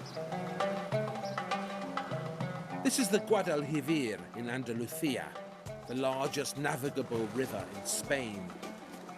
The name is Islamic. It comes from Al-Wadi al-Kabir, which means the Great Valley. These days, the Guadalquivir River is only navigable up to Seville. But in Islamic times, you could sail all the way up here to Cordoba. And in this great city, Islamic water architecture surpassed itself. All along the Guadalquivir, a cunning system of mills, dams, and water wheels channeled the energy of the waters. The water wheels of Cordoba lifted water from the river high up to the bank, where the gardeners of Islam used it to recreate paradise on earth. This isn't actually an Islamic garden. It's an Islamic style garden built by the Christian kings here in Cordoba. Unfortunately, the original Islamic garden has disappeared. But Islam was here for 500 years. So this style of garden making is ingrained in the culture. And what you still get here is a vivid sense of how the Islamic garden felt. Fountains, waterways, flowers.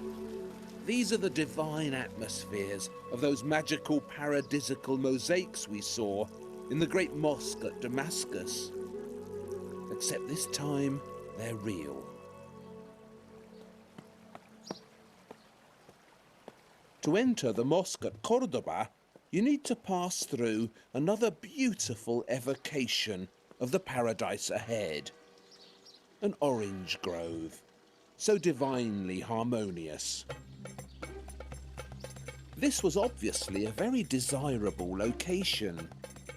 They say there was a Visigoth church here originally, and later, when the Muslims were finally kicked out of Spain, a Catholic cathedral was plonked in the middle of the mosque, creating this ungainly hybrid. It was the Umayyad prince Abd al-Rahman I who began building the Cordoba Mosque. He actually bought the land from the Christians, and in those early days of religious tolerance, Muslims and Christians shared the building. The Cordoba Mosque. I spent an afternoon in there. It's really amazing. The feeling in there is incredible. Is famous for its columns. 856 of them. Like rows of palm trees in the oasis of Syria, is how someone's described them. Columns are very laborious to make, and they use up a lot of precious stone, so they're very heavy. And if you can avoid making them, you will. For the Cordoba Mosque, the columns came from the Visigoth church that was there before, and also from nearby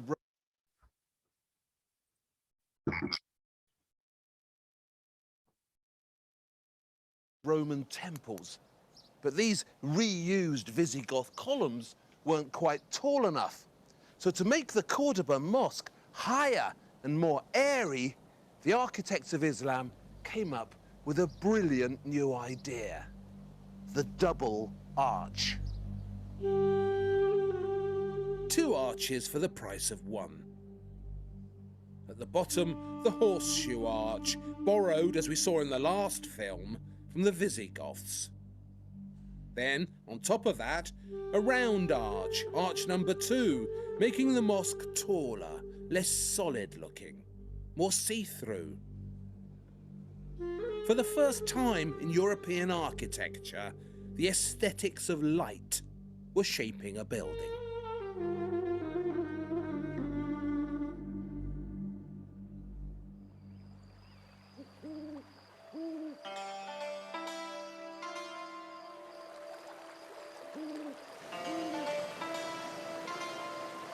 Do you know, Cordoba, when the Muslims were here, had 500,000 people living in it.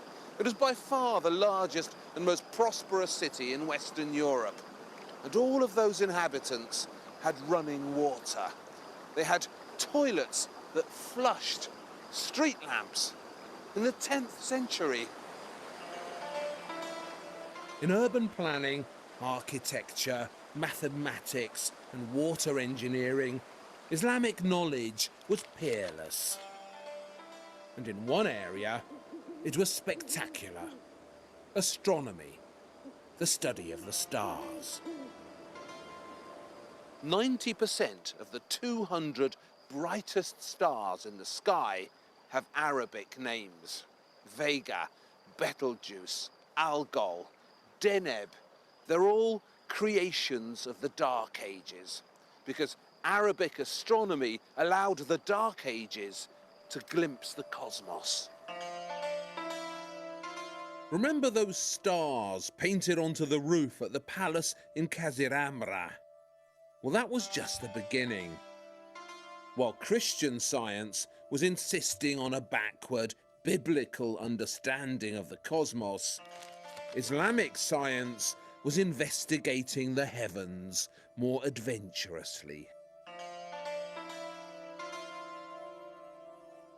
This little baby here, the astrolabe, has been called the first computer. It was developed to pinpoint the direction of Mecca. Muslims needed to pray 5 times a day in a specific direction at specific times. The astrolabe could work all that out in relation to the stars. So this was the first compass as well, and the first clock. So the way it works, the first thing you need to do is decide on which star you want to focus on. And I'm going to choose Vega. So I find Vega in the sky, and with these sights here, I line it up until I can see Vega in the middle. It's exactly there. And that gives me a reading here in degrees from the horizontal. So I can see that Vega right now is 35 degrees. So the next thing to do is to set the date, measured of course in the old-fashioned way, in phases of the zodiac. Right now we're in Gemini, so in fact we're in the 15th degree of Gemini, about there, otherwise known as the end of May. So this is basically that in diagrammatic form. And whatever is true on here is also true out there. So I know the date, I know where Vega is. So with the help of this handy Dark Age sat-nav, I can finally work out where I am. It was Alfred Gainus, the multi-skilled designer of the nilometer in Cairo, who undertook the first great Islamic exploration of the stars. He was followed by many others. Without Islamic science and its sensuous delight in the cosmos, perhaps this really would have been a dark age. With Islamic science, it was anything but. In the next film, we'll be heading north to celebrate those fine craftsmen, the Vikings, and to investigate those particularly skilled jewelers of the Dark Ages, the Anglo-Saxons.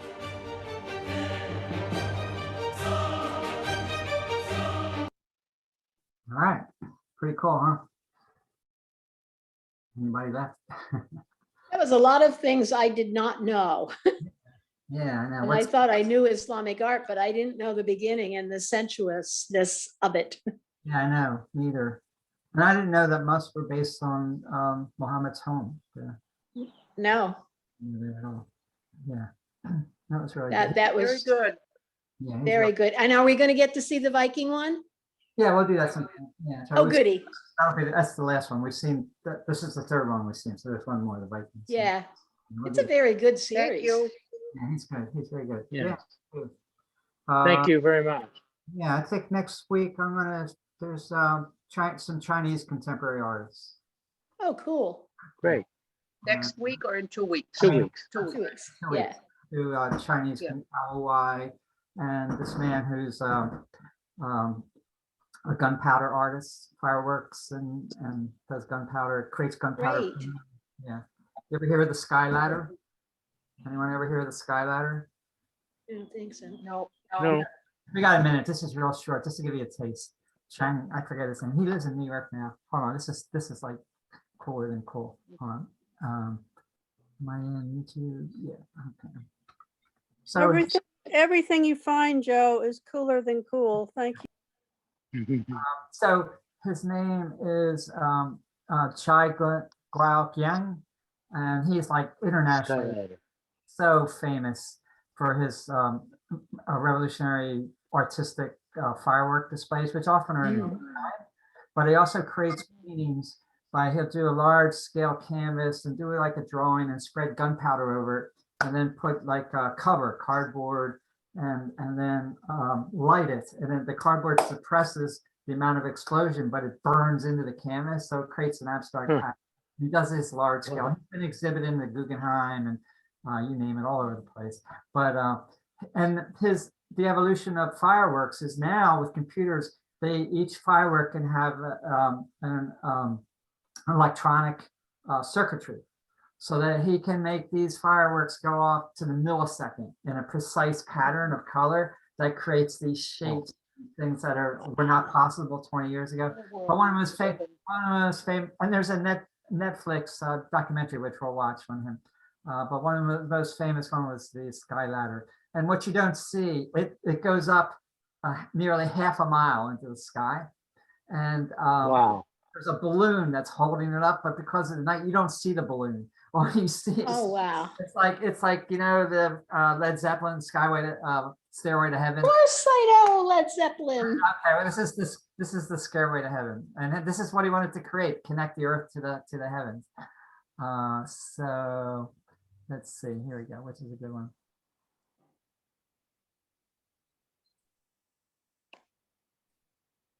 It's astounding. It took him 18 years.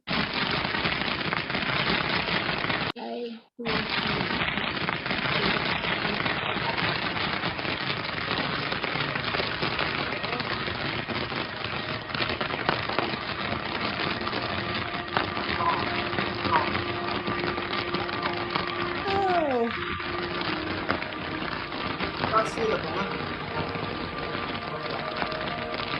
Wow.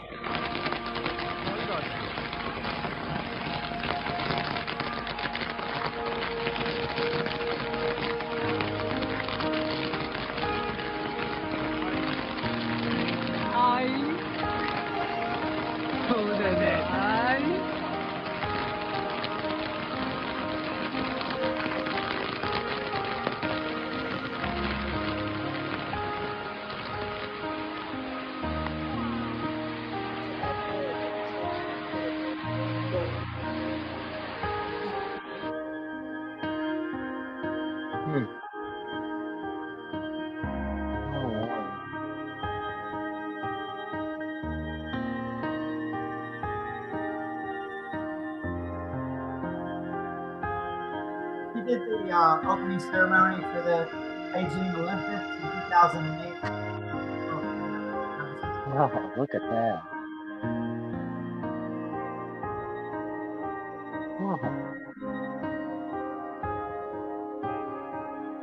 Looks like the paintings we saw. Great.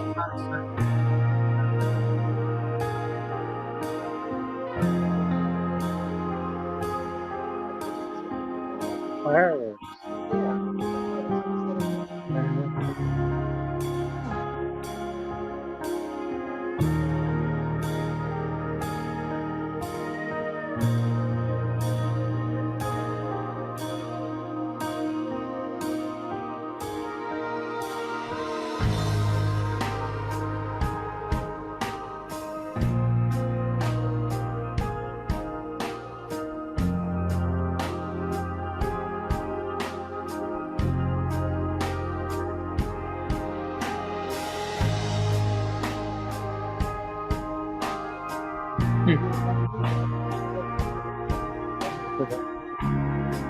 I can eat anytime.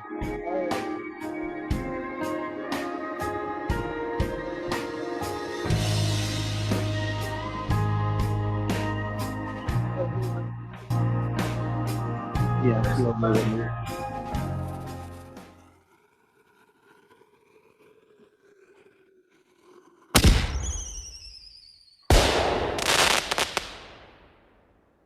Yeah. So we watched the whole documentary on him. He's really a wonderful person. He's very humble. And Wow. he did the Sky Ladder for comes out in the documentary, his 100-year-old grandmother, who he was very devoted to. And he ended up doing it in his hometown after 18 years of delays. And she was too sick to attend, but she watched it on the cell phone. And then she died 2 months afterwards. So it was like, she got to see it, and he was really happy he got to show it to her. So, Beautiful. So we'll watch him. Yeah, it's a new Netflix documentary on him, but I've known about him for a little while, so I was happy to see the documentary. But, there's a couple other Chinese artists. Okay, so great, thank you, and it was fun. And Thank you, Joe. Thank you, Joe. Thank you, Joe. Maybe Thank have you. success again. Thank you. And now we get on. I don't know. It's always frustrating. But yeah, somehow it works out. All Yes, it did. right.